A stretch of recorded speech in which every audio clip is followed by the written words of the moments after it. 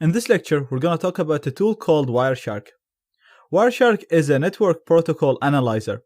It's not designed for hackers and it's not designed for hacking and spying on other people on the network. It's designed for network administrators so that they can see what's happening in their network and make sure that everything is working properly and that nobody's doing anything bad or doing anything suspicious on the network. The way that Wireshark works is it allows you to select an interface and then logs all the packets or all the traffic that flows through that interface. So you're selecting an interface. It could be a wireless card, it could be a wired card on your current computer, and then it'll start logging all the information that flow through that interface. It also has a really nice graphical interface that allow you to analyze this traffic. So it allows you to filter these packets based on the protocol using them, like HTTP, TCP, and all that. It also allows you to look for certain things. For example, if you're looking for cookies or if you're looking for posts or GET requests. And it also allows you to search through these packets. You can search through the information that's stored in the packets and find the things that you're looking for. It's a really big tool and you need a whole course for it. So in this course, we're actually going to use it in a few lectures, just covering the basics or the things that's related to us. So the main idea here is Wireshark is not a hacking tool. It only allows you to capture the traffic that flows through your own computer, through your own interface. I'm going to use it now and it's going to become more clear to you. So I'm just going to go to Kali and we're going to start Wireshark. You can run Wireshark from the command prompt, or you can just go on all applications and type Wireshark and it'll show up right here.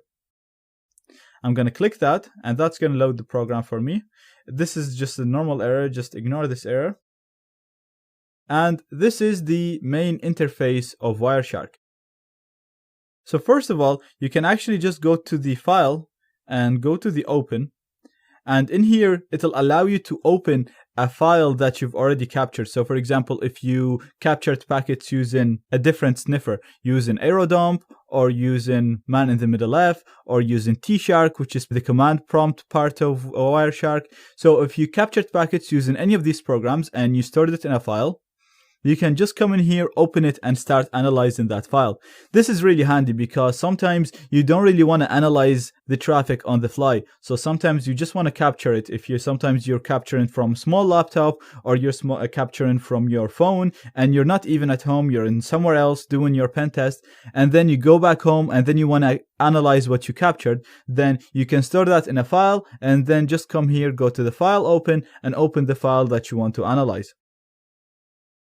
So what I want to show you here is the idea that Wireshark is not a hacking tool. It's not going to capture things happening in another device. It will only capture things that flow through your own interface. So right here, we can see that we have all the interfaces in my computer. So we can see that we have ETH0, we have any, which is just any, and we have all the other ones that some of them are created by VirtualBox. So the main one here is ETH0, which is the virtual interface connected to my NAT network. And you can see that there is no traffic flowing through this. So you can see that this is constant and nothing's happening. So what I'm going to do now is I'm just going to make this a little bit smaller. And I'm going to open my browser here. And I'm just going to go to a normal website. I'm just going to go to google.com. Now, as you can see right here, you can see the traffic in ETH0 is spiking up. So there was some traffic generated through ETH0. So if we're sniffing on this, we'll be able to capture these packets that were sent over ETH0. Now, what I'm going to do is I'm going to go to my Windows machine just to prove that point. And I'm going to browse the website here, and you'll see that ETH0 will not be affected, and the traffic that's generated on this Windows machine, which is in the same network as the Kali machine, it will not be captured by the Kali machine. So if I just go to Google again here, you'll see that nothing happened in ETH0. So there is no traffic flowing through this, it's still constant, and we can only capture packets that go through ETH0. So now you'll probably ask then why Wireshark is so useful. Why are we even talking about it if we can only see things that go through our own computer? Why are we talking about it? Well, we're talking about it because we've seen there is a large number of ways that you can become the man in the middle.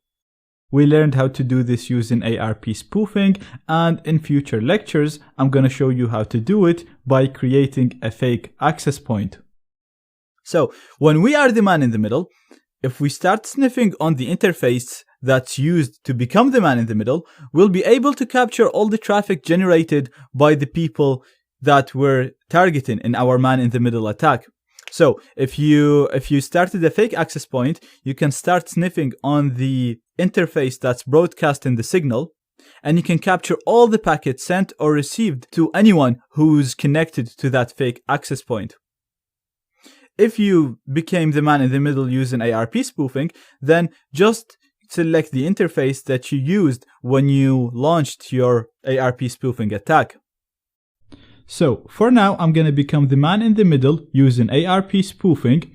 You can use ARP spoof or bettercap as I showed you earlier, but I'm going to use bettercap using the exact same command that we used to do.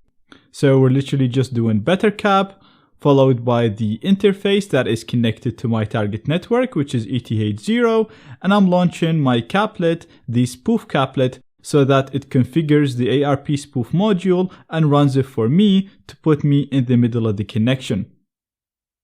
So I'm going to hit enter. And as you can see, it's working as expected. So right now I should be in the middle of the connection, intercepting anything the target Windows machine sends or receives. Now let's go to the Windows machine and see if I do anything here, if it's going to affect the traffic in ETH0. So we'll see if Wireshark will be able to capture traffic generated by this computer. So let's write anything here. I'm just going to Google, or I'm just going to go to a different website. I'm just going to go to Bing. And if we come back here, you'll see that we have traffic being generated here. And we can see that ETH0 is actually capturing whatever that's happening in a completely different device. This is happening because when we are the man in the middle, all the packets that's generated by the Windows device is actually being redirected to my own computer right here, to the Kali. And then Wireshark is sniffing that from the Kali machine. It's sniffing it from my own local machine. It's not sniffing it from the network. It's not sniffing it from the target computer. So again, if you're doing this with the fake access point, then just listen on the interface that you're broadcasting. If you're doing this with a real wireless network, if you're connected to your home wireless network using LAN 0, then you can just do this with LAN 0. But with ARP spoofing, you have to first redirect the traffic, then you can use Wireshark. Now this is just to show you what Wireshark is and how it works, and I just wanted to stress the idea that Wireshark is not a hacking tool. It's only a program that allows you to log packets flowing through a certain interface and then analyze these packets. So in the next video, we'll see how we can sniff and analyze packets using Wireshark.